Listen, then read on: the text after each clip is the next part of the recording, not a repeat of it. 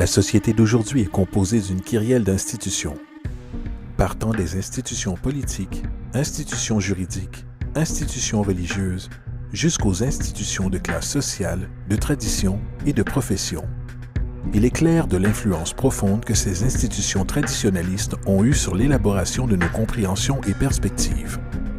Pourtant, de toutes les institutions sociales dans lesquelles nous sommes nés, dirigées par et conditionnées pour, il semble n'y avoir aucun autre système pris pour acquis et incompris tel que le système monétaire. Prenant presque des proportions religieuses, l'institution monétaire établie existe comme une des formes les plus indiscutables de foi qui soit.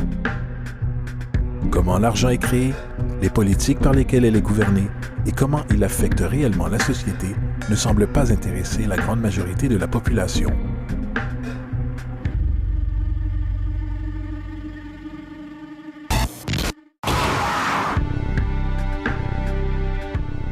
Dans un monde où 1% de la population possède 40% de la richesse de la planète, dans un monde où 34 000 enfants meurent chaque jour de pauvreté et de maladies évitables, où 50% de la population du monde vit avec moins de 2 $ par jour, une chose est claire, quelque chose tourne très mal.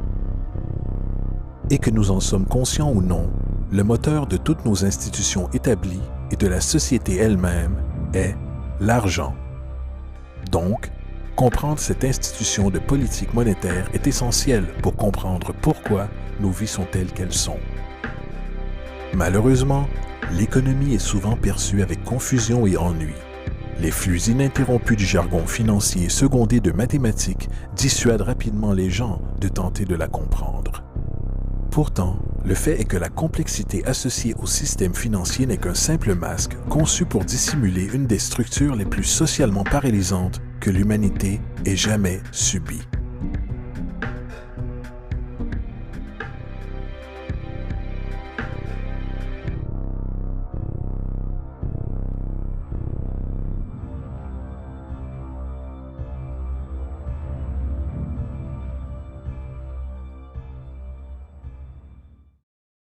Il y a quelques années, la Banque centrale des États-Unis, la Réserve fédérale, a produit un document intitulé Modern Money Mechanics. Cette publication a détaillé la pratique institutionnalisée de création d'argent utilisée par la Réserve fédérale et le tissu de banques commerciales mondiales qu'elle supporte. Sur la page de garde, le document déclare son objectif. Le but de ce livret est de décrire le processus fondamental de création d'argent dans un système bancaire de réserve fractionnaire. Il procède alors à la description de ce processus de réserve fractionnaire par l'intermédiaire de différentes terminologies bancaires. Une traduction qui donne quelque chose comme suit. Le gouvernement des États-Unis décide qu'il a besoin d'argent, donc il appelle la Réserve fédérale et demande, disons, 10 milliards de dollars. La Fed répond, certainement, nous vous achetons pour 10 milliards de dollars en obligations d'État. Donc, le gouvernement prend quelques morceaux de papier, il y dessine quelques motifs officiels et les appelle bons du Trésor. Il les évalue à 10 milliards de dollars et les envoie à la Fed. À leur tour, les gens de la Fed déploient un tas tout aussi impressionnant de morceaux de papier. Seulement, cette fois, ils sont appelés billets de la Réserve fédérale représentant également une valeur de 10 milliards de dollars. La Fed échange alors ces billets contre les obligations. Une fois cet échange complété, le gouvernement prend les 10 milliards en billets de banque et les dépose dans un compte bancaire. Et de ce dépôt, les billets deviennent officiellement de l'argent légal, ajoutant 10 milliards au stock en devises américaines. Et voilà, 10 milliards de dollars tout neufs ont été créés. Bien sûr, cet exemple est une généralisation, car en réalité, cette transaction se produit par voie électronique, sans aucun papier. En fait, seulement 3% de devises américaines existent physiquement. Les autres 97% existent essentiellement dans des ordinateurs. Maintenant, les obligations d'État sont par conception des instruments de dette. Et quand la Fed achète ses obligations avec de l'argent qu'elle a créé réellement de toutes pièces, l'État promet en fait de rembourser cet argent à la Fed. En d'autres termes, l'argent a été créé à partir d'une dette. Ce paradoxe troublant pour l'esprit, de la façon dont l'argent ou une valeur peut être créée à partir d'une dette ou obligation, deviendra plus clair au fur et à mesure de cet exercice. Donc, l'échange a été fait et maintenant 10 milliards de dollars attendent dans un compte bancaire commercial. C'est ici que ça devient vraiment intéressant. Comme fondé sur la pratique des réserves fractionnaires, ce dépôt de 10 milliards de dollars devient instantanément partie des réserves de la banque comme tous les dépôts le sont. Et en respectant des conditions des réserves comme indiqué dans Modern Money Mechanics, une banque doit légalement maintenir des réserves égales à un pourcentage obligatoire de ses dépôts. Ce qu'il quantifie ensuite en déclarant, en vertu de la réglementation en vigueur, la réserve exigée pour la plupart des comptes transactionnels est de 10 %. Ce qui signifie que pour un dépôt de 10 milliards de dollars, 10 %, soit 1 milliard, est retenu en tant que réserve obligatoire, alors que les 9 milliards restants sont considérés comme un surplus de réserve et peuvent être utilisés comme la base de nouveaux prêts. Maintenant, il est logique de présumer que ces 9 milliards sont générés à partir du dépôt de 10 milliards. Toutefois, ce n'est en réalité pas le cas. Ce qui se passe réellement est que les 9 milliards sont tout simplement créés de toutes pièces, en plus du dépôt de 10 milliards existant. Et voici comment le stock d'argent est gonflé. Comme indiqué dans Modern Money Mechanics, bien sûr, elles, les banques, ne paient pas réellement les emprunts avec l'argent qu'elles reçoivent en dépôt. Si elles le faisaient, aucun argent supplémentaire ne serait créé. Ce qu'elles font lorsqu'elles réalisent un prêt est d'accepter des obligations, contrats d'emprunt, en échange d'avoir, argent, sur le compte transactionnel de l'emprunteur. En d'autres termes, les 9 milliards peuvent être créés à partir de rien tout simplement parce qu'il y a une demande pour un tel emprunt et qu'il y a un dépôt de 10 milliards pour satisfaire les obligations de réserve. Maintenant, supposons que quelqu'un arrive dans une banque et emprunte les 9 milliards nouvellement disponibles. Ils vont alors certainement prendre cet argent et le déposer dans leur propre compte bancaire. L'opération se répète alors, car ce dépôt fait devient partie des réserves de la banque. Soit 10 % sont isolés et à nouveau 90 % des 9 milliards ou 8,1 milliards sont maintenant disponibles comme argent nouvellement créé permettant de nouveaux emprunts. Et bien sûr, ces 8,1 peuvent être prêtés et déposés à leur tour créant 7,2 milliards supplémentaires, puis 6,5 milliards, puis 5,9 milliards, etc. Ce cycle de dépôt-emprunt d'argent peut techniquement continuer à l'infini. Le résultat mathématique moyen résultant est qu'environ 90 milliards de dollars peuvent être créés à partir des 10 milliards d'origine. En d'autres termes, pour chaque dépôt fait dans le système bancaire, environ 9 fois le montant peut être créé de toutes pièces. Money jitters. Ask the obliging Bank of America for a jar of soothing instant money, M-O-N-E-Y, in the form of a convenient personal loan. Donc, maintenant que nous comprenons comment l'argent est créé par ce système bancaire de réserve fractionnaire, une question logique, encore illusoire, peut venir à l'esprit. Quoi donc donne réellement sa valeur à l'argent nouvellement créé? La réponse, l'argent qui existe déjà. Le nouvel argent vole essentiellement sa valeur en stock existant. Comme le stock total est accru sans se soucier de la valeur en biens et services, et comme le stock et la demande définissent l'équilibre, les prix augmentent diminuant le pouvoir d'achat de chaque dollar. Ceci est généralement dénommé inflation. Et l'inflation est essentiellement une taxe cachée sur les citoyens. What is the advice that you generally get? And that is inflate the currency. They don't say debase the currency. They don't say devalue the currency. They don't say cheat the people who are saved.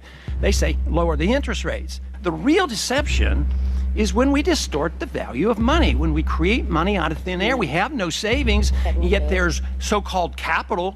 So my question boils down to this. How in the world can we expect to solve the problems of inflation, that is, the increase in the supply of money, with more inflation? Bien sûr, ce n'est pas possible. Le système de réserve fractionnaire de l'expansion monétaire est fondamentalement inflationniste, car le fait de dilater la provision d'argent sans avoir une croissance proportionnelle des biens et des services dans l'économie dévaluera toujours une monnaie. En fait, un bref aperçu historique sur la valeur du dollar américain, en comparaison avec le stock d'argent, reflète complètement cette observation. Une relation inversée est évidente. $1 en 1913 nécessiterait 21,6 $ en 2007 pour une valeur équivalente. ce qui représente une dévaluation de 96% depuis que la Réserve fédérale existe. Maintenant, si cette réalité d'inflation inhérente et perpétuelle semble absurde et se mordre la queue économiquement, attendez un instant, car absurdité est un euphémisme comparé au fonctionnement de notre système financier. En effet, à l'intérieur de notre système financier, l'argent est une dette, et une dette est de l'argent. Voici un diagramme du stock d'argent américain entre 1950 et 2006. Voici un diagramme de la dette nationale américaine durant la même période. Intéressant est-il, les tendances sont pratiquement les mêmes. Car plus il y a d'argent, plus il y a de dettes. Plus il y a de dettes, plus il y a d'argent. Autrement dit, chaque dollar de votre portefeuille est dû à quelqu'un par quelqu'un. Car n'oubliez pas, le seul moyen pour l'argent d'exister est par l'intermédiaire d'emprunts. Par conséquent, si tout le monde dans le pays était capable de payer tous les dettes, y compris l'État, il n'y aurait pas un dollar en circulation.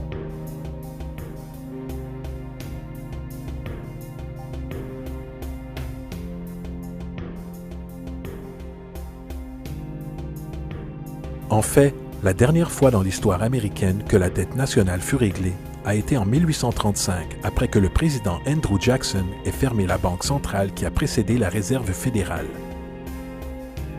En fait, l'entière profession de foi politique de Jackson tournait essentiellement autour de son engagement à fermer la banque centrale, déclarant sur ce point « L'effort éhonté que la banque actuelle a fait pour contrôler le gouvernement ne sont que les présages du destin qui attend les Américains, qu'ils soient trompés dans une perpétuation de cette institution ou à la mise en place d'une autre comme elle. » Malheureusement, ce message n'a pas perduré et les banquiers internationaux ont réussi à installer une autre banque centrale en 1913. La Réserve fédérale. Et aussi longtemps que cette institution existe, une dette perpétuelle est garantie. Maintenant, jusqu'ici, nous avons discuté du fait que l'argent est créé de toutes pièces au travers de prêts. Ces prêts sur des réserves bancaires et ces réserves sont dérivées de dépôts. Et au travers de ce système de réserves fractionnaires, chaque dépôt peut créer 9 fois sa valeur d'origine, après quoi la dévaluation du stock d'argent existant hausse les prix dans la société. Et comme cet argent est créé au travers de dettes et circule aléatoirement dans le commerce, les gens deviennent détachés de leurs dettes d'origine et un déséquilibre existe lorsque les gens sont forcés à rivaliser pour du travail afin d'extraire suffisamment d'argent du stock monétaire pour subvenir à leurs besoins. Aussi dysfonctionnel et arriéré que tout ceci peut paraître, il y a encore une chose que nous avons omis de cette équation. Et c'est cet élément de la structure qui révèle la frauduleuse nature du système lui-même. L'application d'intérêts. Quand l'État emprunte de l'argent à la Fed ou qu'une personne emprunte de l'argent à une banque, il doit presque toujours rembourser avec des intérêts bruts. En d'autres termes, presque chaque dollar qui existe doit au final retourner dans une banque avec les intérêts payés également. Mais si tout l'argent est emprunté à la banque centrale et est gonflé par les banques commerciales au travers de prêts, seulement ce qui est dénommé comme le principal est créé depuis le stock d'argent. Alors maintenant, où est l'argent permettant de couvrir tous les intérêts dus? Nulle part. Il n'existe pas. Les ramifications de cette disposition sont renversantes, car le montant d'argent dû aux banques excédera toujours le montant d'argent disponible en circulation. C'est pourquoi l'inflation est constante dans l'économie, car de l'argent frais est toujours nécessaire pour aider à couvrir le déficit perpétuel intégré au système causé par le besoin de payer les intérêts. Ce qui signifie aussi que mathématiquement, les défaillances et la banqueroute sont littéralement incorporées au système et qu'il y aura toujours des laissés pour compte de la société qui n'auront que des miettes. Une analogie serait le jeu de la chaise musicale. Au moment où la musique s'arrête, quelqu'un est mis de côté. Et c'est tout le problème. Il transfère invariablement les véritables biens de l'individu vers les banques, car si vous n'êtes pas en mesure de payer votre hypothèque, ils prendront votre propriété.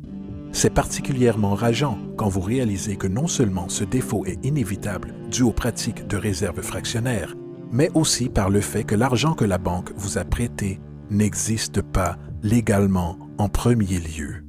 En 1969, un cas à la Cour d'affaires du Minnesota a impliqué un homme nommé Jérôme Daly, qui recusait la saisie de sa maison par la banque qui lui avait fait le prêt pour l'acheter. Son argument était que le contrat d'hypothèque exigeait que les deux parties, lui et la banque, aient chacun établi une forme légitime de propriété pour l'échange. Dans le jargon légal, ceci est appelé contrepartie. M. Daly expliqua que cet argent n'était pas, en réalité, la propriété de la banque, car il était créé à partir de rien au moment de la signature d'accord du prêt. Vous rappelez-vous de ce que Modern Money Mechanics déclare à propos des prêts? Ce qu'ils font, lorsqu'ils accordent un prêt, est d'accepter des obligations en échange de fonds. Les réserves sont inchangées par la transaction d'un prêt, mais déposer des fonds constitue un ajout au total des dépôts du système bancaire. En d'autres termes, l'argent ne provient pas de leur actif existant. La banque invente simplement, ne mettant en jeu rien du tout, hormis son obligation théorique sur papier. Alors que le jugement du litige progressait, M. Morgan, le président de la banque, déposa son témoignage et dans le mémorandum personnel du juge, il rappela que le plaignant, le président de la banque, admit qu'avec la participation de la Réserve fédérale a créé de l'argent ou des avoirs sur ses livres comptables. L'argent et les avoirs ont vu le jour lorsqu'ils les ont créés. M. Morgan admit qu'aucune loi des États-Unis n'existe lui donnant le droit de le faire. Une contrepartie légitime doit exister et être remise pour entretenir l'obligation. Le jury n'a pas trouvé de contrepartie légitime et approuve. Il ajouta aussi, poétiquement, « Seul Dieu peut créer quelque chose de valeur à partir de rien. » Et sur cette révélation, la Cour rejeta la demande de saisie de la banque et Daly garda sa maison. Les implications de la décision de cette Cour sont immenses, car à chaque fois que vous empruntez de l'argent à une banque, que ce soit pour une hypothèque ou une facture par carte de crédit, l'argent que l'on vous donne n'est pas seulement contrefait, il est illégitime comme forme de contrepartie et par conséquent annule le contrat de remboursement, car la banque n'a jamais été en possession de cet argent. Malheureusement, de telles jurisprudences sont supprimées et ignorées, et le jeu du transfert perpétuel de biens et de la dette perpétuelle continue. Ce qui nous amène à l'ultime question. Pourquoi? Pendant la guerre civile américaine, le président Lincoln contourna les prêts à fort taux d'intérêt offerts par les banques européennes et décida de suivre ce que les pères fondateurs préconisaient, qui était de créer une monnaie indépendante et intrinsèquement sans dette. Elle a été appelée la Greenback. Peu après que cette mesure fut prise, un document interne circula entre différents intérêts banquiers anglais et américains, déclarant « L'esclavage n'est autre que la possession du travail et porte avec lui le soin des travailleurs, alors que le plan européen est que le capital doit contrôler le travail en contrôlant les salaires, ce qui peut être fait en contrôlant l'argent. Il n'est pas bon d'autoriser la greenback, car nous ne pouvons la contrôler. » La politique de réserve fractionnaire perpétrée par la Réserve fédérale, qui s'est répandue en pratique dans la grande majorité des banques dans le monde, est en réalité un système d'esclavage moderne. Pensez-y. L'argent est créé à partir de dettes. Que font les gens lorsqu'ils sont débiteurs? Ils se proposent à l'embauche pour rembourser. Mais si l'argent ne peut être créé qu'à partir d'emprunts, comment la société peut être délivrée des dettes? Elle ne peut pas. Et c'est l'objectif. Et c'est la peur de perdre ses avoirs, secondée par la lutte pour garder le dessus, avec une dette perpétuelle et l'inflation inhérente au système, aggravée d'une pénurie incontournable dans la provision d'argent même, créée par des intérêts qui ne pourront jamais être remboursés, qui gardent l'esclave salarié dans ce chemin. Courant sur une roue de hamster, avec des millions d'autres, en effet propulsant un empire qui ne bénéficie réellement qu'à une élite au sommet de la pyramide. Car, à la fin de la journée, pour qui travaillez-vous réellement? Les banques. L'argent est créé dans une banque et inévitablement finit dans une banque. Ce sont les véritables maîtres, accompagnés des corporations et des gouvernements qu'ils supportent. L'esclavage physique oblige à nourrir et loger les gens. L'esclavage économique oblige les gens à se nourrir et se loger eux-mêmes. C'est l'une des arnaques les plus ingénieuses de manipulation sociale jamais créées, et à la base, c'est une guerre invisible contre la population. La dette est une arme utilisée pour conquérir et asservir des sociétés, et les intérêts sont ses munitions principales. Et comme la majorité vit ignorante de cette réalité, les banques, en association avec les gouvernements et les corporations, continuent à perfectionner et étendre leurs tactiques de guerre économique, générant de nouvelles bases, telles que la Banque mondiale et le Fonds monétaire international, tout en inventant un nouveau type de soldat, la naissance de l'assassin économique.